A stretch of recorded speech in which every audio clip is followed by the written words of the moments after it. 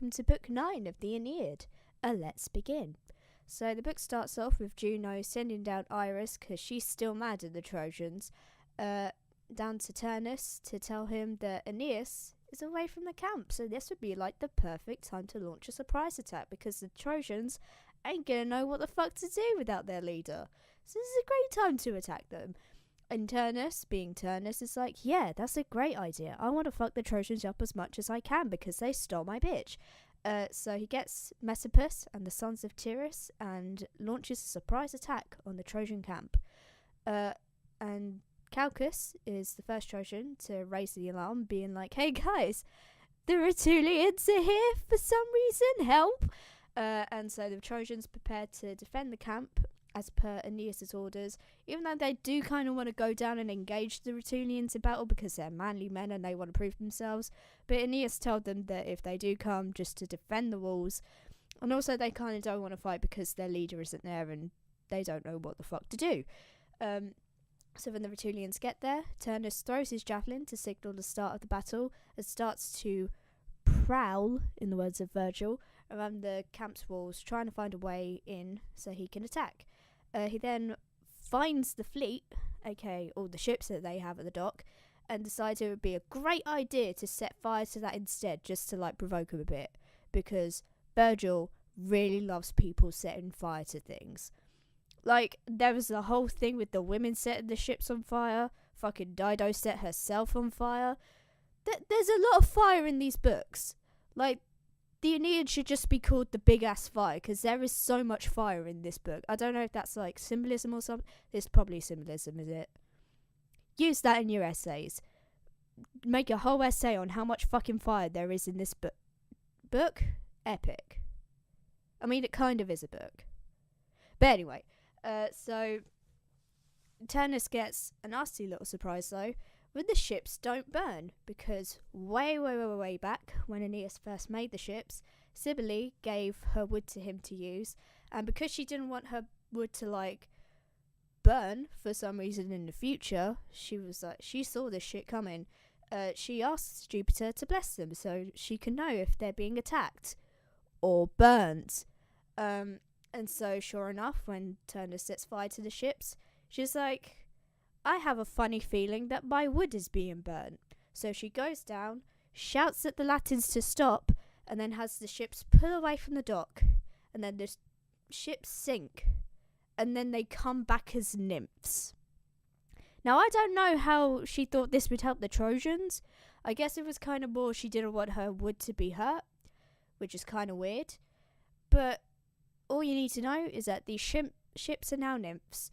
And Virgil was clearly onto something when he wrote this bit, because why are they sea nymphs? I don't know. But it happened, so can't stop that. So obviously the Latins get pretty fucked up over this. Messapus is noted as getting pretty fucked up over this. Even the Tiber stops his river's flow because he's like, what's happening? What's going on? Why are they nymphs now? And Turnus, it gets pretty mad over this because his plan didn't work.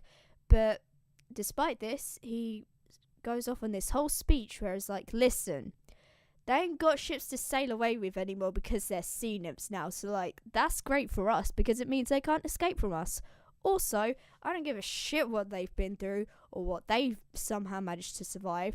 They stole my bitch. And I don't need no magic armor or no magic horse to fuck them up. And so all the Rutulians are like, yeah, Turnus, we could totally fuck them up, even though their ships somehow turned into sea nymphs, and that has to be a sign of their favour from the gods. But whatever. So after this, he has Messapus blockade the gates with night guards and set up watchfires, and he has like 14 specific Rutulians to keep watch on the walls. Don't know why it's 14 and only 14, but that's what the book says. So Menesthius and Serestus, who were appointed as the main commanders by Aeneas in his absence, organise a watch to keep an eye on the Rutulians, just to make sure that they don't pull anything during the night. So while this is all going on, Nisus, who you may remember from the funeral games, comes up with a plan to infiltrate the Rutulian camp to see what their plans are, and to report these plans back to Aeneas, wherever he may be with Evander.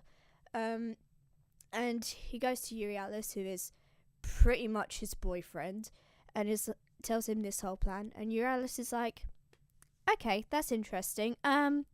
Why can't I come with you? I want the glory as well. Why are you saying you're going to do this on your own? And Nisus is like, well, you're like super young and I don't want to be responsible for your death. And also I love you and I don't want you to get hurt. And Euryalus is like, that's a bullshit excuse. I'm coming with you because I am ride or die. If you get into shit, I'm getting into shit with you, bro. It's fine. So Nisus and Euryalus volunteer to ambush the Rutulians and bring Aeneas back. Some old guy named Elliot weeps and is like, you're solid, lads, we'll never forget this. You're like, love you, babes.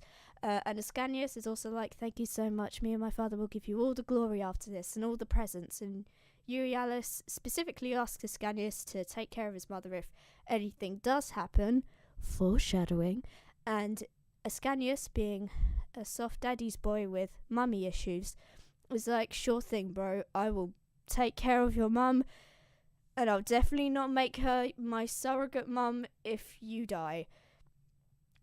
Woo! So then literally everyone arms him with various shit, which you can read for yourself, before they go off into the night. So as they approach the camp, Nisus has Euryalus stay behind him just to make sure they kill everyone in their path and that no one sneaks up on Nisus. And they do kill everyone in their path, who are all passed out drunk anyway because Rutulians get lit as fuck, so they're all passed out. They're all far gone anyway. And as they go further into the camp, Euryalus almost goes for Messapus, but Nisus is like, nah, it ain't worth it. We gotta go anyway before the others get back. We don't want to get killed. But Euryalus takes this other general's medallions and belt. His name is Ramnes? However you say it. Anyway. And he also takes Messapus's helmet, somehow. I don't know if it's on his head or if it's just beside him, but if it is on his head, that's some big dick energy right there. And this man is my hero. So as they're escaping the camp, a dispatch of cavalrymen who are coming back spot them and are like, what are you doing with that armor? And instead of like trying to explain themselves, the two of them are just like, and just fucking bolt off into the night. No explanation. And obviously the cavalrymen run after them because obviously they're up to some shit. So Euryalus, who is like weighed down by all the fucking armor he decided to take, gets lost from Nisus. And Nisus looks behind him and is like, where the fuck is my twinkish boyfriend? Where is he gone? And then he sees Euryalus in the distance struggling against some Rutulian captors, prays to Latona to please help him save his boy, and throws a spear, managing to kill one of the men. He then manages to spear another one before Vulcans, who is one of the men, goes to Euryalus with his sword, and Nisus panics and shouts, wait, no, it's not his fault, I threw the spear, like, I killed him. But it's too late. Euryalus gets a fucking sword in his chest and dies. And Nisus, in gay rage, goes into the thick of the enemy, attempting to defend himself as he goes for Vulcans in revenge for his boyfriend. And he manages to kill him, but he's already pretty badly wounded himself and ends up dying on top of Euryalus' body. And that, my friends, is gay culture. So the Rutulians bring back the bodies of the men, the two boys killed, and everyone wakes up and grieves their loss of the many, many people that Euryalus and Nisus killed. And in his anger, Turnus also has their heads put on a spike, which the Trojans see, and everyone cries over it as the Rutulians parade the heads near the walls. Everyone's like, oh shit, we fucked up. And then news reaches Euryalus' mother of his death. She goes to the wall and she shouts to the Rutulians to please kill her. She has nothing left to live for. They took away the only thing that she cared about. And all the Trojans get super sad over this, and Ascanius is like, let's get her away before everyone else just becomes super depressed. And so him and two other men like take her back into the city. It's all very sad. It's a very sad scene. And then the Latins attack the walls again. While the Trojans try to defend it, towers are burnt, many Trojans are killed. It's a bloodbath.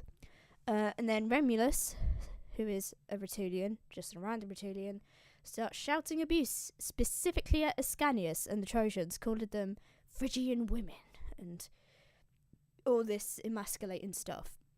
And Ascanius, understandably, gets pretty pissed off at this and prays to Jupiter before getting that good headshot on Remulus. And the Trojans are super encouraged by this, and they just fuck it. They all go off. They fight way harder, way faster, way stronger, all that shit. It's great.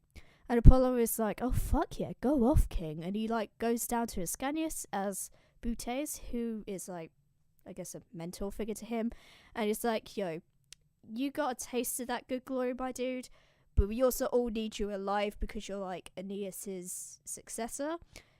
So please go back into the city so that you don't die. And literally everyone else but Ascanius recognizes Apollo as Apollo, and Ascanius is like, no, but I want to go back into the battle. And everyone else is like, Ascanius, that was Apollo, you need to go back. You need to follow his orders, otherwise you might get bad shit happening to you. And so Ascanius is like, okay, fine, I'll go back into the city. Fine, Dad. So he goes back in. And then elsewhere, two brothers, Pandarus and Bitias, open the gates so that the Trojans can more easily fight off the Rutulians. And Turnus immediately hears of this and starts killing his way to the gates. And he kills Bitias on the way to the gates as well. Mars is in the god, encourages the Latins to fight harder, fight good, and puts fear into the hearts of the Trojans to help the Rutulians. As Pandarus closes the gates upon seeing his dead brother, but it's too late because Turnus somehow managed to get into the walls anyway. So everyone sees Turnus and is understandably pretty scared of him because this guy wants to kill us all, especially Aeneas, and he might actually succeed in that. But Pandarus is like, nah, fuck that shit. He killed my brother and now he's gonna pay. So he goes up to him and he like throws a spear at him, but Juno deflects the spear and Turnus drives the sword directly into Pandarus's head before all the Trojans flee. Which is pretty understandable because this man's just had his head split open right in front of them. It's super graphic. I didn't think this book was going to get that graphic, but it did. And let me tell you, I was shocked. I was stunned. It's disgusting. So Turnus sees the opportunity. He goes on a bit of a rampage with Juno's strength before news reaches Menenthius and Serestus. And they go to the Trojans and they're like, bruh, you need to fight back for Aeneas. Think of him. And everyone's like, oh yeah, shit, we gotta be like brave for him and stuff. And so they fight back, and Jupiter sends Iris to Juno to make her stop her shit, and this causes Turnus to eventually get too tired to fight, getting like super sickly for some reason as well, and he gives up before throwing himself into the Tiber in order to carry him back to his men. Again, drama befitting of gay culture. I love this book. And that's where the book ends. So I'll see you whenever I make the next video for the next Odyssey book. I guess Odyssey book 10, and then after that, Aeneid book 10. So stay tuned for that, kiddos. See ya!